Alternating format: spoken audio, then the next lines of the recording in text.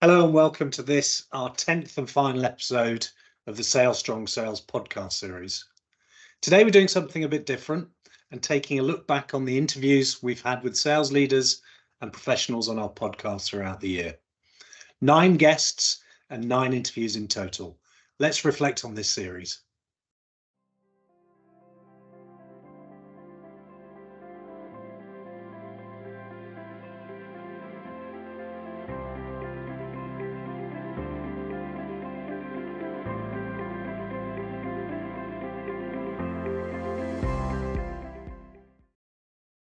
Our new podcast series, the Sales Podcast, started this year.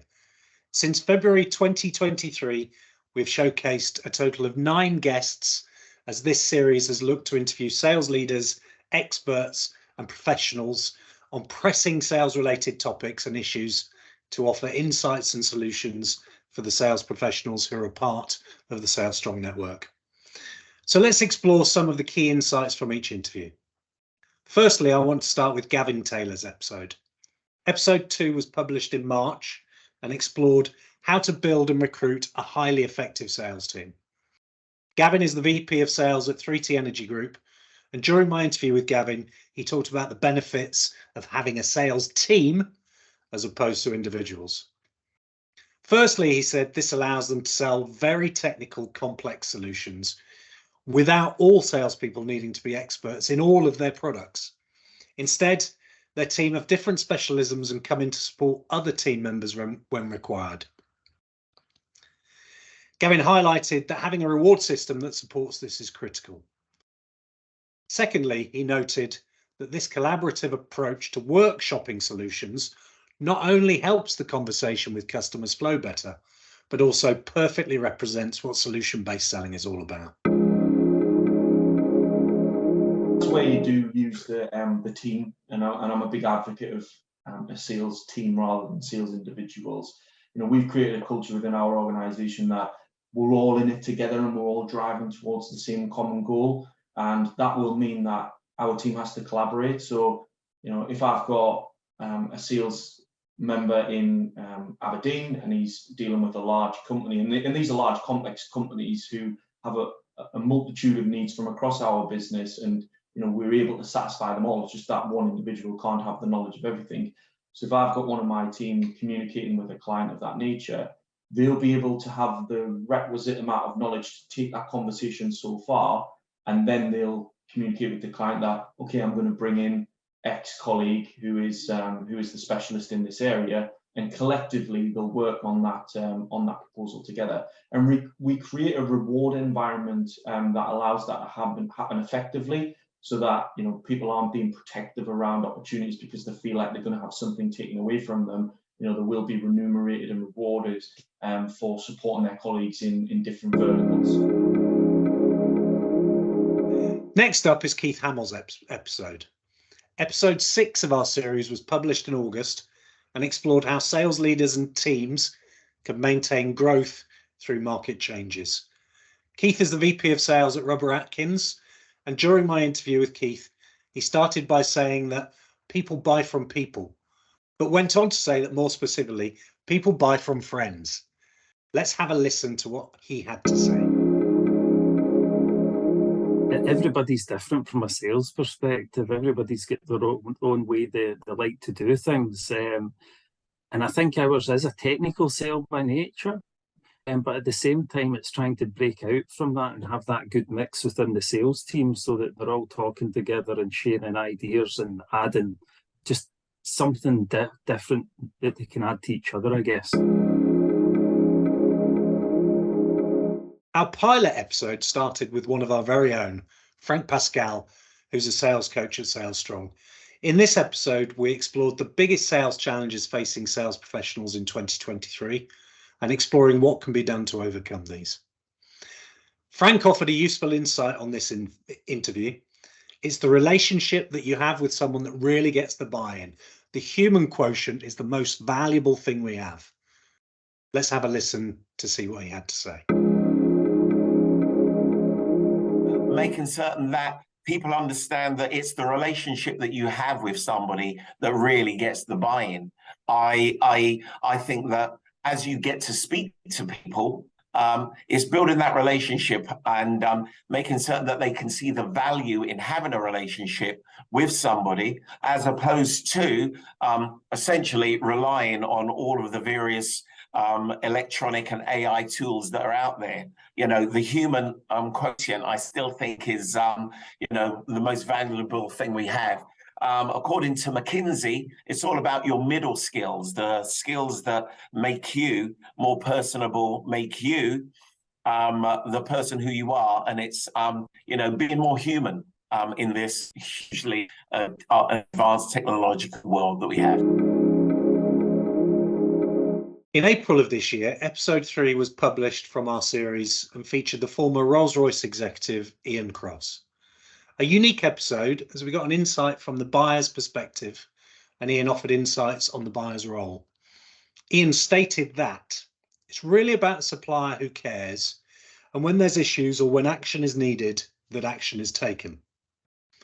On the disadvantages of remote sales conversations, a number of important things are lost. You lose the ability to visit the factory, to walk the office, to meet other people, and the ability to have ad hoc conversations. This last point is a theme also picked up by Richard Bowes, who talked about how post-COVID in a virtual environment, his sales team struggled with the personal touch. He also talks about the fact that many salespeople like to be around people and to get greater enjoyment from the sales role when they're able to meet them in person. Let's have a listen to what he had to say. It's really about a supplier who cares, and when there's issues or when action is needed, that action is taken.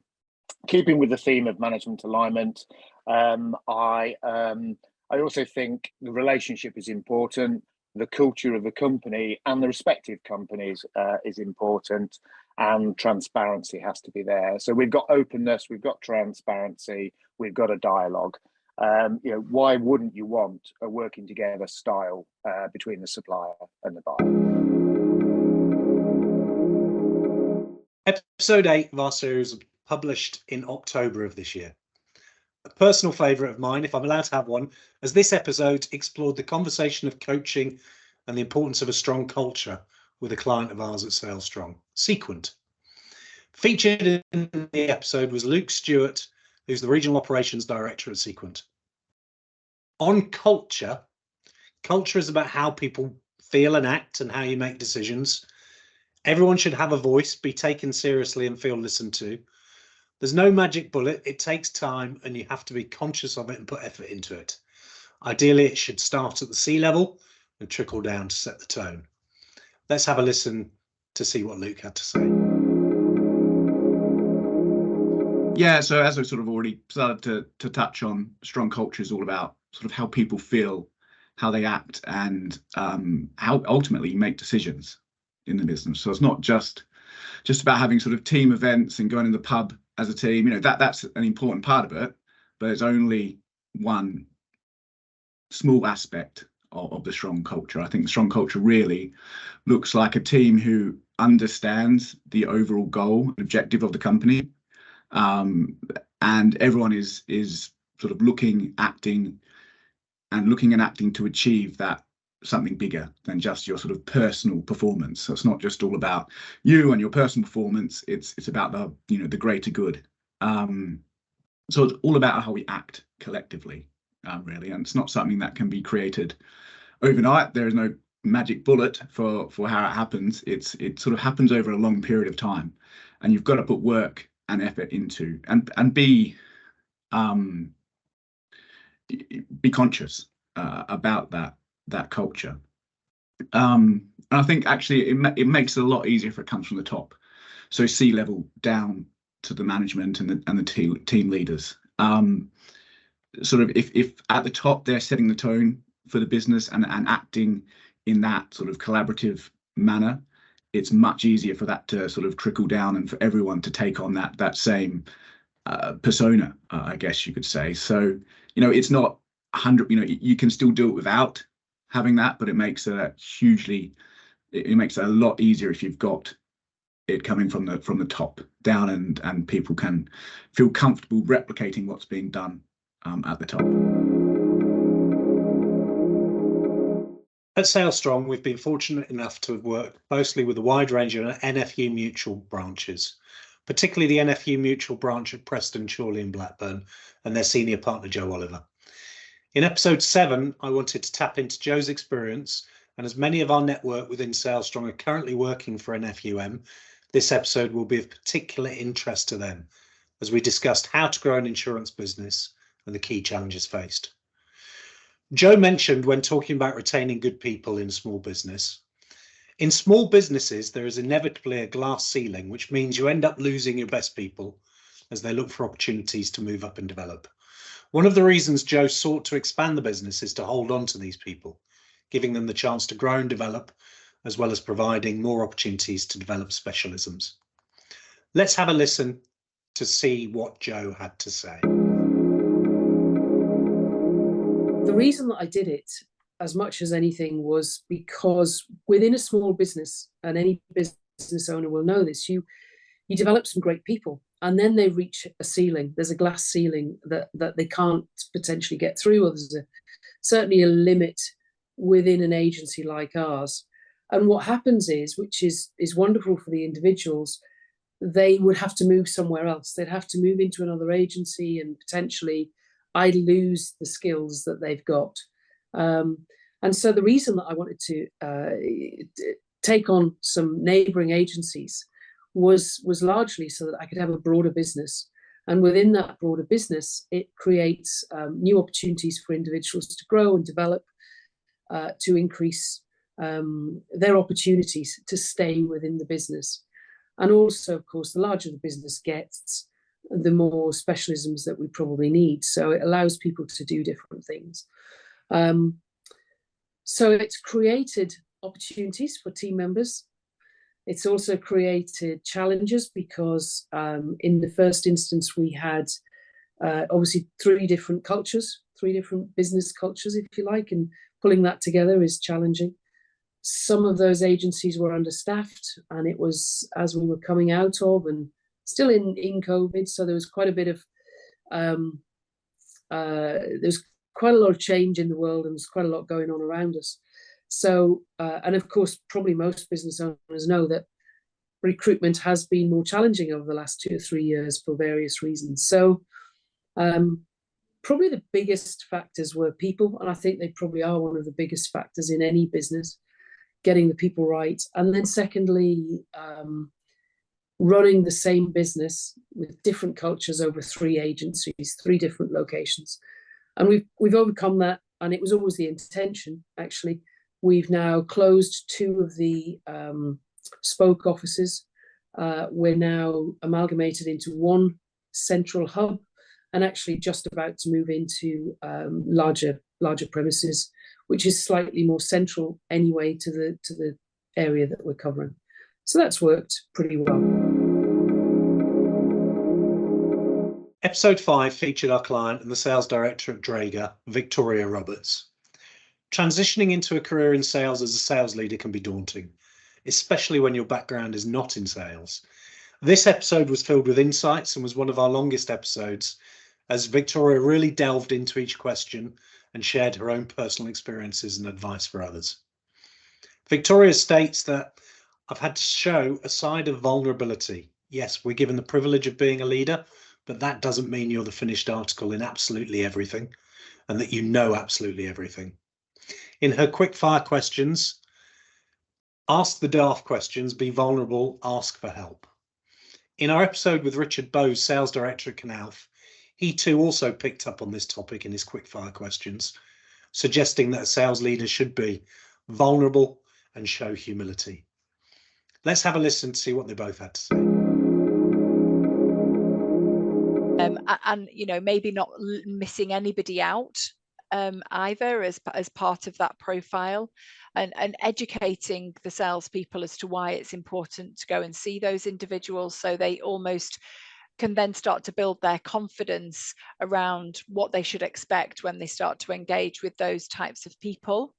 So I think knowledge is power in the regard that, you know, maybe they don't know what they don't know. So we have to, you know, go some way towards supporting that stakeholder mapping, stakeholder management piece. During our podcast interviews, we finished each episode with a series of quickfire questions.